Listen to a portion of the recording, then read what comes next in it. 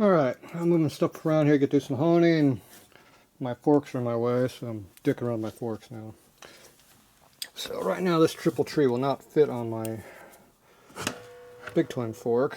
So this is a 41 WLA fork, 2 inches longer, also known as an XA fork. And this triple tree did not fit the other fork at all. Appears to be about a 30 thou too short. Appears to be a recurring problem, so I'm thinking it's not the fork's issue. Yeah. Here's a 36 to 39 RL WL fork, 45. This one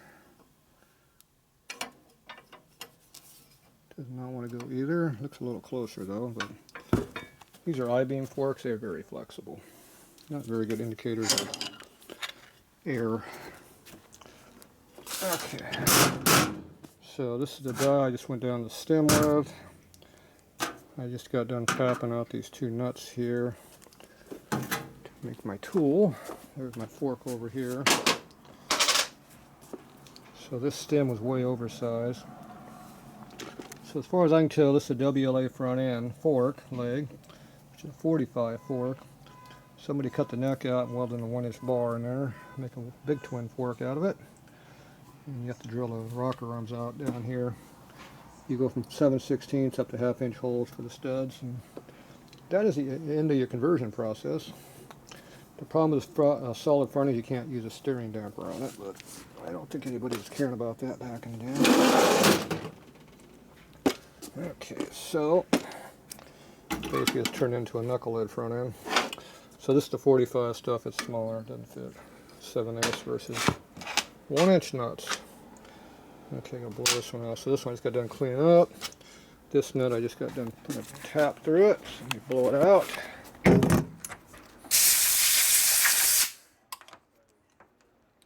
Nice and clean.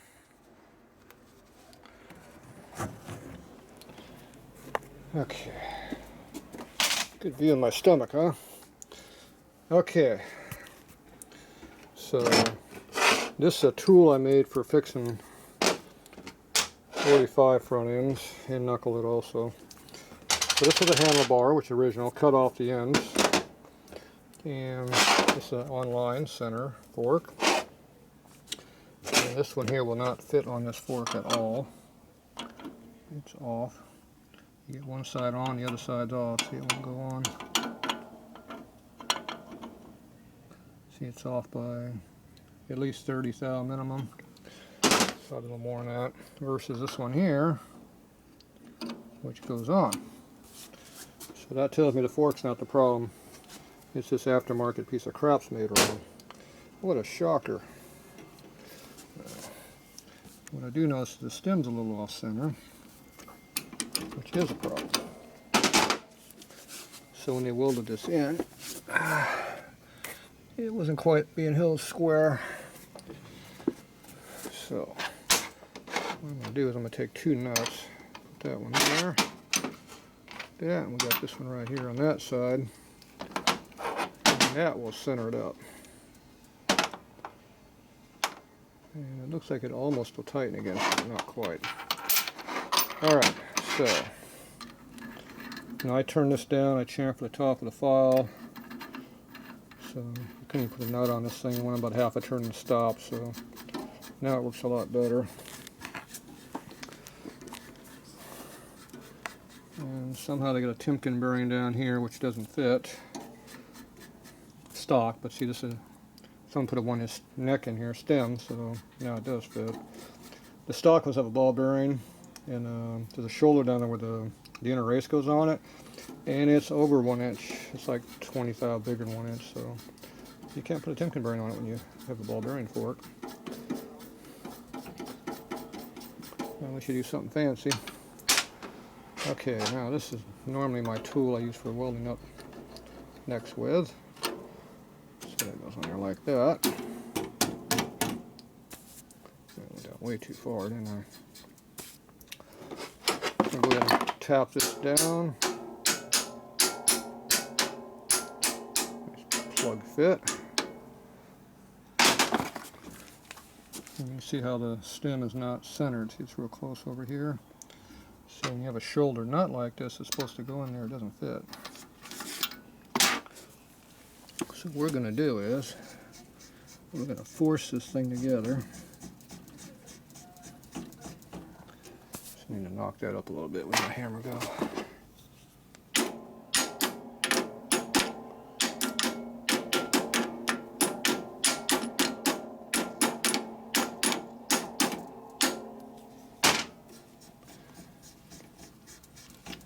We're going to load this neck, just like if you were putting on a bike. It didn't fit.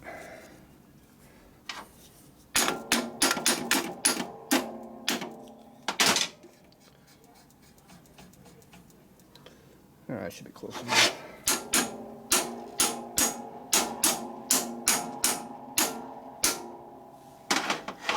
Okay, we just pretty much forced it in. I'm going to put this nut on here.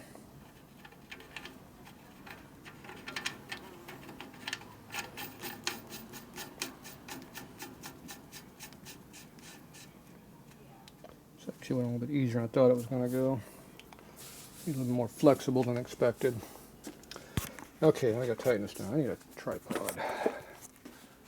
We need a tripod. I need more hands than what I got.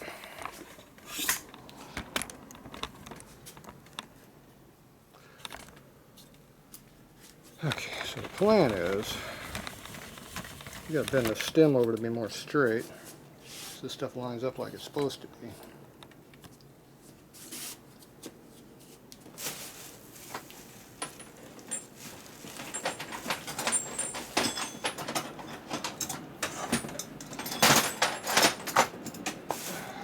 Buried in the back corner there.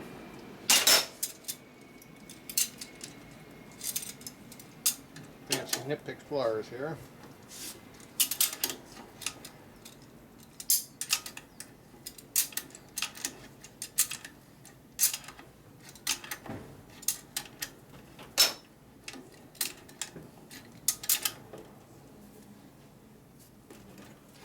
Tighten that nut up, and we're going to tighten these up.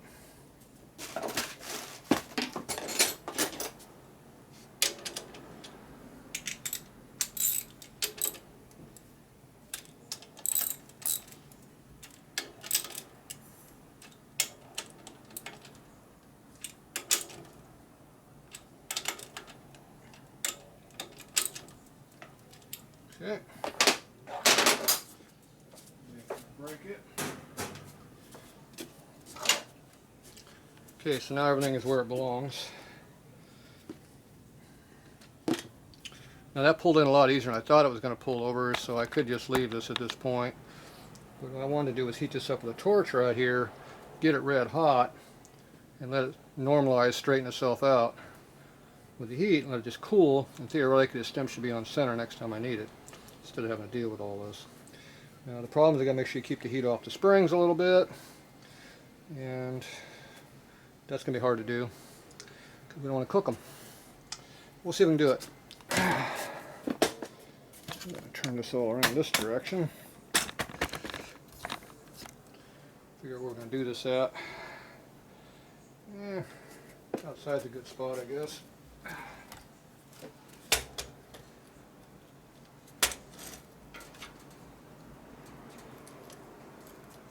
Yeah, we got laid against it. Something that burns, probably. Yeah, probably not a good spot.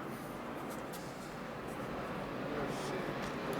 Everything on that trailer wants to burn. There's wiring, there's wood, tires. So I guess we're going to do that over here now. Alright. Do it right here. Let's see if we can catch some stuff on fire on this side of the building. See, the problem is I got no place to put this damn thing, so let's see, maybe I can do something different. The camera keeps getting in my way, you notice that? Let's see, if we put it up here, hopefully, not much to burn around here. Yeah, sure. How am I going to hold it though is the problem. everything's stacked up around here. Everything can burn. Airlines, everything around here burns. Okay, there's a good spot to hold it. Put a little weight over here to keep it down. Let's see. Ah. There's a little weight right here. Bike lift.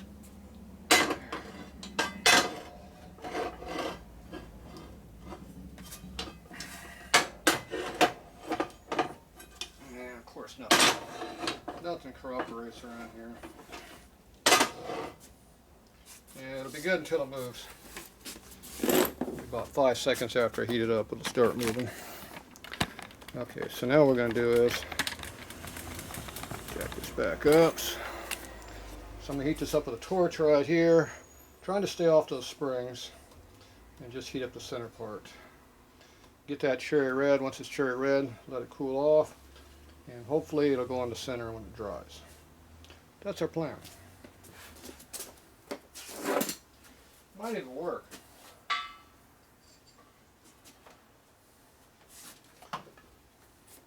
I like the rosebud tip. The problem with the rosebud is it puts a lot of heat everywhere. You know, I don't want to heat those springs up because you'll lose the springs. So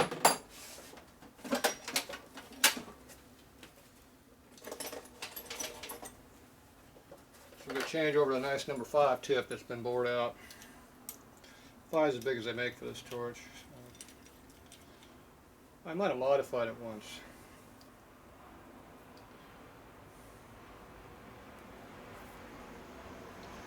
Okay, now I get in there with more precision. And I'm not walking on little chips. So I come in here like this and heat up the shaft right here only, and hopefully not cause any other issues.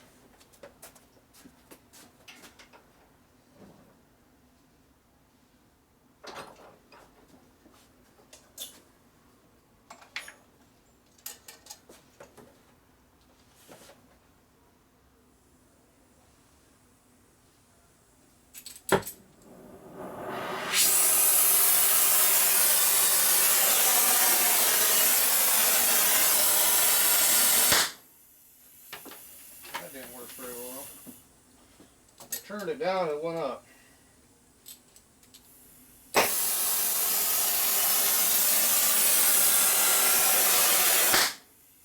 Still doing the same thing.